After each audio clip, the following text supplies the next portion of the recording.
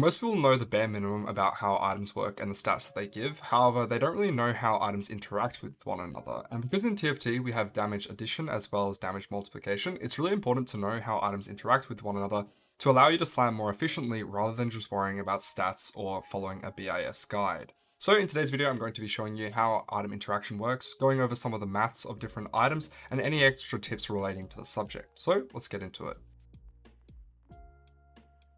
The most common example of where I see people have a misunderstanding with addition versus multiplication is when people make archangels on Deja when the Mirage is either Warlords or Spell Sword. To explain how simple this concept really is, let me take it back a notch, way back all the way to primary school. Okay, so using apples as an example, you can see here if I start out with a base of 1 apple and I give you the option of either multiplying your apples by 3 or an addition of 3. You can see here if we multiply by 3, then we're left with 3 apples. However, if you take the addition route, you get an extra 1 apple. So with a low base, addition's clearly better. Then if we move over to 2 apples, so you now have a slightly higher base, if I give you the exact same options and you multiply by 3, you now have 6 apples. Whereas if you take the addition route, which was better earlier, you only have 5. This means that you have an additional apple if you decide to go for multiplication when you have a higher base. However, in TFT terms, you would consider your base to be your AP or your AD. So let's say that you have a really low base AD or AP, then it's much better to go for addition as opposed to multiplication. Whereas if you already have a high base, it's much better to go for multiplication over addition. Now, if we apply this to TFT, Deja specifically, if you have Spell Sword or Warlords, you already have a pretty high base AP. This is why items like IE Dual Gauntlet and GS are much better for this variant.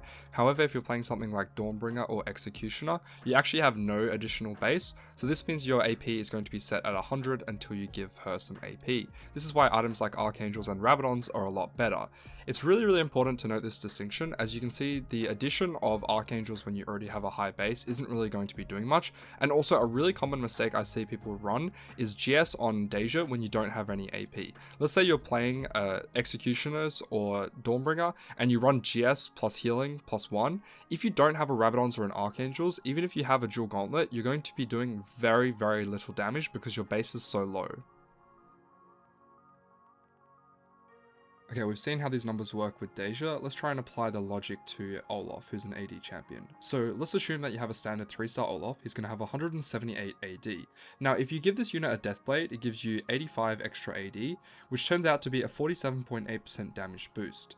Now, if you compare this to IE, which is another common Olaf item, starts out at 178 AD, you get an extra 10 AD from the IE itself, and then you get an additional 32.5% crit multiplier, which gives you a 39.39% boost. As you can see from this example, the Deathblade is clearly better. However, the main function of Olaf is that you let him die in the early and mid game so that he builds up stacks. So what if we had an 11 death Olaf which is stacked up 44 AD? Well, his base AD at 3 star is now going to be 222, so if you give him the Deathblade, you get an additional 85, which brings him to 307, which is a 38.3% boost.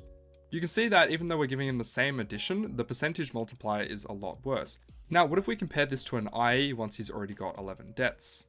As you can see here, the IE is now comparatively a lot better when you've got 11 deaths. As you start off with 222 AD, you get 232 AD after the IE, and the 32.5% crit multiplier, which gives you a 38.5% boost in damage. As you can see here, it's now better to have an IE on your 11 death 3-star Olaf than it is with a DB. Now, these numbers change even more if you're running things like Preparation, Stand United, which gives other AD, or if you have other items such as BT. And what's more is that there's a special synergy with Hodge and IE, which gives you an even better multiplier, which makes Deathblade a lot worse at earlier levels if you have a Hodge IE combo.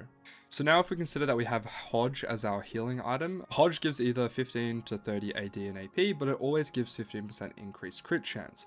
Now if we assume that we're getting 30 AD for this example, we're going to be at 337 AD with the Deathblade Hodge combo, with a 4% crit damage multiplier, which gives you a 47.9% boost. However, with the Infinity Edge, we're only going to have 262 AD, assuming we get 30 from Hodge, and a 47.5% crit multiplier, which as you can see now, the difference is insane. It went from a slight DPS increase to have the IE when you already have 11 deaths, to now a whopping 74.1% damage multiplier when you include the Hodge, versus if you had a Deathblade. This is why so many people chase after the IE Hodge combo. As you can see, it increases your damage by a lot.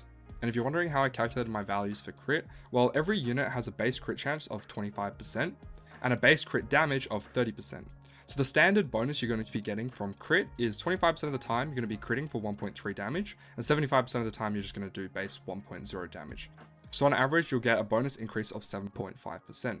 However, if you already have an IE, that extra crit chance goes straight into crit damage, which means that instead of buffing the percentage chance that you're going to crit for 1.3 damage, you're instead just multiplying the amount of damage you're getting every single time you crit. So that's why you can see such a big difference when you have IE and you add in Hodge. If you have a Hodge Deathblade combo, the Hodge is still good for healing, but it's not going to be increasing your damage by that much. So as you can see, we can consider damage addition and multiplication to get effective damage, but the exact same thing can be reversed as you can consider effective HP. So let's say that you have a Bruiser opener. Now there's nothing wrong with a Warmog Slam on your Malphite to make him a little bit more tanky, but do keep in mind this is slightly less efficient than if you were to go for defensive stats such as armor or MR. The reason is because you're already getting a lot of HP from the Bruiser synergy, so by adding this MR or armor, you're getting a lot more effective HP.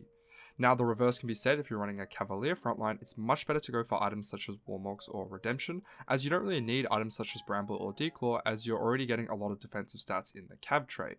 Now that's not to say that you don't slam these defensive options, as there might not be other items to go for, but it is something to keep in mind that if you're going for carousel items, you do want to lean towards the one that gives you more effective HP. And on this note, this is why Gunblade is so good when you're playing around Deja, as not only does it give Deja a little bit of healing, but the effective HP is much higher when you're running a Cav frontline. This is because Deja is going to be healing the frontline regardless of who it is, so if you're healing Cavalier units, the effective HP is much higher.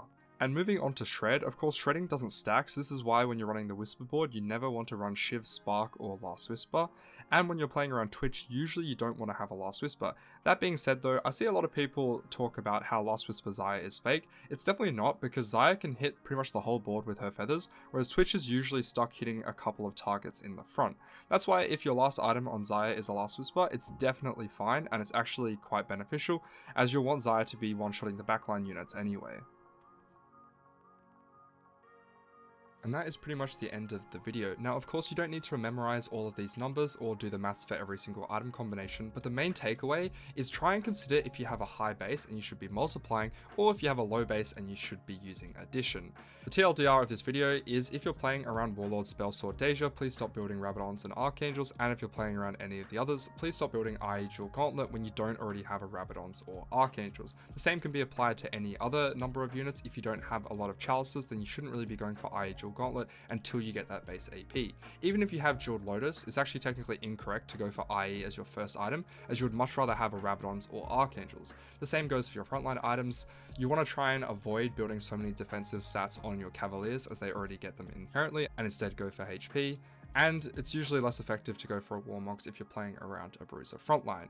Now remember that you never agreed for BIS. Of course you need to slam suboptimal items a lot of the time, but of course you can always go for something which is slightly better if you have the choice.